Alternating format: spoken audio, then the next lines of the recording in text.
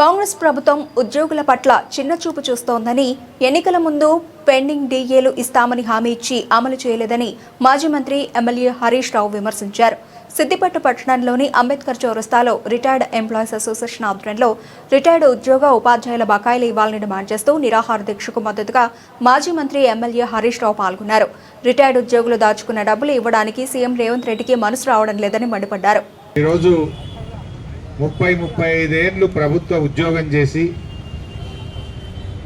35 ఏళ్ళు కష్టపడి పనిచేసి ఇవాళ రోడ్ల మీద కూర్చోవాల్సినటువంటి పరిస్థితి రావడం నిజంగా చాలా దురదృష్టకరం.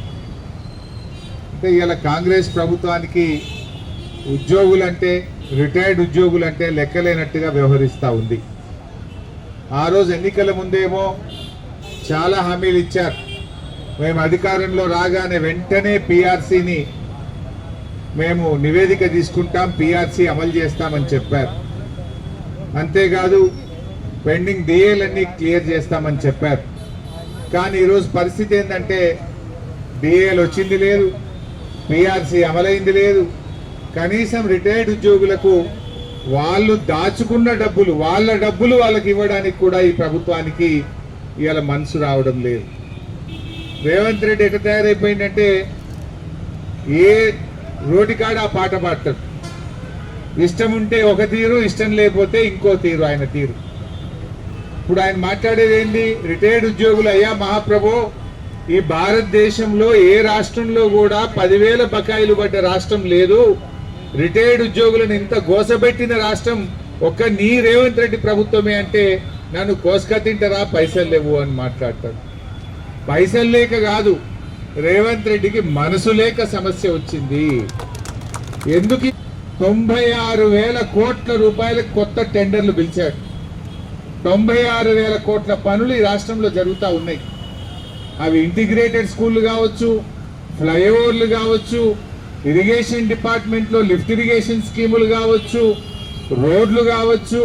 ఇట్లా 96,000 కోట్ల రూపాయల కాంట్రాక్టులకు కొత్తగా టెండర్లు పిలిచాడు. నంబర్ 1. 30,000 కోట్ల రూపాయలు బడా కాంట్రాక్టర్లకు బిల్లులు చెల్లించాడు. దానికి డబ్బులు ఉన్నాయి. నిన్న మూసి ప్రజెంటేషన్ ఇచ్చిండు. 10,017 ఇండ్లు కూలగొడతా అంటుండు. 10,017 ఇండ్లు కూలగొడితే ఇంటికి ₹1 కోటి వేసినా 10,000 కోట్ల రూపాయలు ఆ ఇండ్లకు కావాలి. 3,300 ఎకరాలు భూమి సేకరిస్తా అంటుండు. ఆడ 50 లక్షల కోటి రూపాయలు, 50 కోట్లకు ఎకరం ఉంటుంది. అంటే ఆ భూములకే 50,000 కోట్లు కావాలి. అంటే భూములు సేకరించడానికి 50,000 కోట్లు ఉంటాయి. 10,000 ఇండ్లు కూలగొట్టడానికి 10,000 కోట్లు ఉంటాయి. మూసి సుందరీకరణకు 1,50,000 కోట్లు ఖర్చు పెడతా అంటున్నావు. మరి 1,50,000 కోట్లు మూసి సుందరీకరణకు ఖర్చు పెట్టడానికి నీ దగ్గర డబ్బులు ఉంటాయి. మా రిటైర్డ్ ఉద్యోగులకు వాళ్ళ డబ్బులు వాళ్ళకి ఇచ్చేయడానికి నీకు డబ్బులు లేవా? అంటే డబ్బులు లేక కాదు, నీకు మనసు లేక. 30,000 కోట్లు బడా కాంట్రాక్టులకు బిల్లులకు డబ్బులు ఉన్నాయి. 96,000 కోట్లతో కొత్త టెండర్లకు డబ్బులు ఉన్నాయి. 1,50,00,000 కోట్లతో మూసి సుందరీకరణకు డబ్బులు ఉన్నాయి. అందాల పోటీలు పెట్టడానికి 100 కోట్లు ఉంటాయి నీ దగ్గర. నీ ఫుట్బాల్ షోకుల కోసం 100 కోట్ల రూపాయలు ఖర్చు పెడతావు. నీ క్యాంప్ ఆఫీస్ కోసం 100 కోట్ల రూపాయలు ఖర్చు పెడతావు. కేరళ, ఢిల్లీ, హర్యానా, మహారాష్ట్రలో ఎన్నికలు జరిగితే రాష్ట్ర ప్రభుత్వ డబ్బులతో 100 కోట్ల రూపాయలతో ఆ రాష్ట్రాల్లో అడ్వర్టైజ్మెంట్ చేయడానికి, నీ బొమ్మలు వేసుకోవడానికి నీకు డబ్బులు ఉంటాయి. మా ఉద్యోగులంటేనే ఉండయా? ఇక డబ్బులు లేక కాదు, మనసు లేక. ఆయన ప్రాధాన్యతలు వేరే ఉన్నాయి. కమిషన్లు వచ్చేది ఉంటే మాత్రమే డబ్బులు ఉంటాయి. మా రిటైర్డ్ ఉద్యోగులు కదా, గరీబోళ్ళు కదా, వీళ్ళు కమిషన్లు ఇయ్యరు కనుక డబ్బులు లేవు.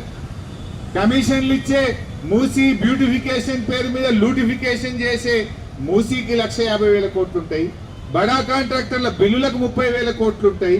96,000 కోట్ల కాంట్రాక్ట్లకు కొత్త టెండర్లు పిలవడానికి డబ్బులు ఉంటాయి. నీకు కేవలం రైతులకు డబ్బులు ఉన్నాయి, రిటైర్డ్ ఉద్యోగులంటేనే డబ్బులు లేనటువంటి పరిస్థితి. ఆయన బట్టి విక్రమార్క మాట్లాడితే అన్ని అబద్ధాలే. నేను నెలకు 700 కోట్లు ఇస్తా అంటాడు. ఒక్క నెల కూడా వచ్చింది లేదు. ఎప్పుడు 700 ఇచ్చుడు 200-300 ఉన్నది. అంతా మోసమే తప్ప ఎక్కడ ఆయన మాటల్లో నిజాయితీ ఉన్నటువంటి పరిస్థితి లేదు. ఇవాళ రాష్ట్ర ప్రభుత్వం కేవలం ఉద్యోగులను ఒక చిన్న చూపు చూస్తూ ఇవాళ ఎంత బాధపడుతున్నారు పాపం, ఎన్ని ప్రాణాలు పోతా ఉన్నాయి. ఇప్పుడు రిటైర్ అయిన తర్వాత పిల్లల పెళ్లిళ్ళ కోసమో వైద్యం కోసమో ఆ రిటైర్ అయినాక శేష జీవితం అన్న కొంత మనమలో మనవరాళ్ళతో సంతోషంగా ఉండాలనుకుంటారు. ఇవాళ కంటి మీద నిద్ర లేకుండా చేసిండు. ఇవాళ ఎన్ని ప్రాణాలు పోయినాయంటే దాదాపు రాష్ట్రంలో 60-70 రిటైర్డ్ ఉద్యోగులు పెన్షన్ బెనిఫిట్లు రాక మనోవేదనతో వైద్యం అందక ఇవాళ 60-70 మంది రిటైర్డ్ ఉద్యోగుల ప్రాణాన్ని పొట్టన పెట్టుకున్నాడు రేవంత్ రెడ్డి. 60-70 మంది చావుకు కారణం రేవంత్ రెడ్డి ప్రభుత్వం. ఇలా మైసయ్య అనే ఒక ఎస్ఐ ఖమ్మం జిల్లాలో ఆయన పాపం వైద్యం అందక ఆసుపత్రిలో ప్రాణాలు విడిచిండు మైసయ్య. 30 లక్షలైనవి, అప్పు హుట్టట్లే, వైద్యానికి డబ్బులు లేవు, రిటైర్మెంట్ డబ్బులు రాక మైసయ్య చనిపోయినటువంటి పరిస్థితి. మొన్న హన్మకొండలో స్టేషన్ గన్పూర్ ఎస్ఐ శ్రీనివాస్ పాపం వైద్యం అందక ఆసుపత్రిలో ట్రీట్మెంట్ అందక ఆయన తన బాధను సోషల్ మీడియాలో వెళ్ళబుచ్చుకున్నటువంటి పరిస్థితి మనం చూసాం. అట్లే కొండయ్య టీచర్ గారు, రేవంత్ రెడ్డి గారి సొంత ప్రాంతం, ఆ రిటైర్డ్ ఉద్యోగి కొండయ్య సావు బతుకుల్లో మంచం మీద ఉండి నా దాచుకున్న డబ్బులు, నా పెన్షన్ బెనిఫిట్లు దయచేసి అందియండి అని చెప్పి ఉపాధ్యాయుడు కొండయ్య మొరబెట్టుకున్నటువంటి బాధలు మనం చూసాం. అదేవిధంగా బాలకిషన్ సిఐ గారు పాపం ఆయన రిటైర్మెంట్ బెనిఫిట్ రాక బిడ్డను అల్లుడు ఇడిచిపెడితే ఆ మనోవేదనతో గుండెపోటు వచ్చి బాలకిషన్ సిఐ గారు వరంగల్లో చనిపోయిన పరిస్థితి మనం చూసాం. ఇంకా ఎన్ని ప్రాణాలు పోవాలి, ఇంకెన్ని ప్రాణాలు పోతే రేవంత్ రెడ్డి గారికి సోయ వస్తుంది. రేవంత్ రెడ్డి గారికి ఇంకా ఆయన ఎప్పుడు కళ్ళు తెరుస్తాడో అర్థమైతలేదు. అయితే ఇక్కడ ఒక విషయం చెప్పాలి మీకు. తెలంగాణ వచ్చిన తర్వాత మరి బీఆర్ఎస్ ప్రభుత్వం ఉన్నప్పుడు 92,582 మంది ఉద్యోగులు రిటైర్ అయ్యారు. 92,582 మంది 9.5 ఏళ్ల బీఆర్ఎస్ కాలంలో రిటైర్ అయ్యారు. చాలా మందికి రిటైర్ అయిన రోజే ఇచ్చాం, తప్పితే నెల లోపల అందరికీ డబ్బులు ఇచ్చాం. అంటే ఆ రోజు కేసీఆర్ గారు ఇవ్వగలిగినప్పుడు నువ్వెందుకు ఇస్తలేవు? అంటే నీకు మనసు లేదు, నీ ప్రాధాన్యతలు వేరున్నాయి. 2014-15లో 14,698 మంది రిటైర్ అయింది. 15-16లో 17,250 అయింది. అదేవిధంగా 17-18లో 18,591, 18-19లో 13,651, 19-20లో 7,414, 20-21లో 8,344, 21-22లో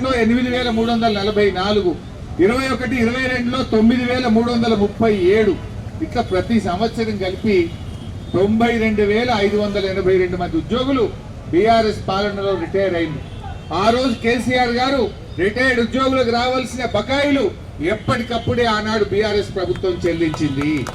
ఇవాళ రేవంత్ రెడ్డి చెల్లించకపోవడానికి కమిషన్లు రావు కనుకనే ఇవాళ ఆయన రిటైర్డ్ ఉద్యోగులకు బెనిఫిట్లు ఇవ్వకుండా ఇవాళ ఇబ్బంది పెట్టినటువంటి పరిస్థితి మనందరం కూడా చూస్తా ఉన్నాం.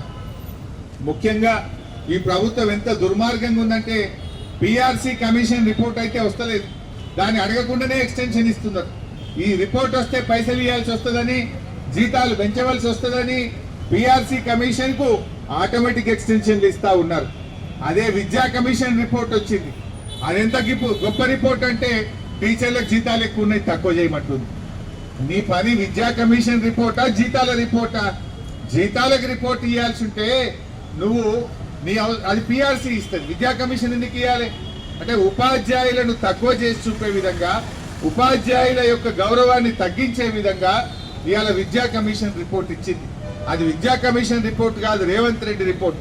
రేవంత్ రెడ్డి ఆలోచనలకు అనుగుణంగా ఆయన రిపోర్ట్ ఇచ్చినటువంటి పరిస్థితి ఉంది. ఉపాధ్యాయులను చిన్న చూపు చూస్తూ ఉపాధ్యాయులకు జీతాలు ఎక్కువ ఉన్నాయి, తక్కువ చేయాలనేటువంటి రీతిలో ఇవాళ ఉపాధ్యాయులను అవమానపరిచే విధంగా ఆ విద్యా కమిషన్ రిపోర్ట్ ఒకవైపు ఉన్నది. బట్ ఏది ఏమైనా ఈ రిటైర్డ్ ఉద్యోగులకు 10,000 కోట్ల బకాయి అనేది రాష్ట్ర ప్రభుత్వానికి పెద్ద విషయం.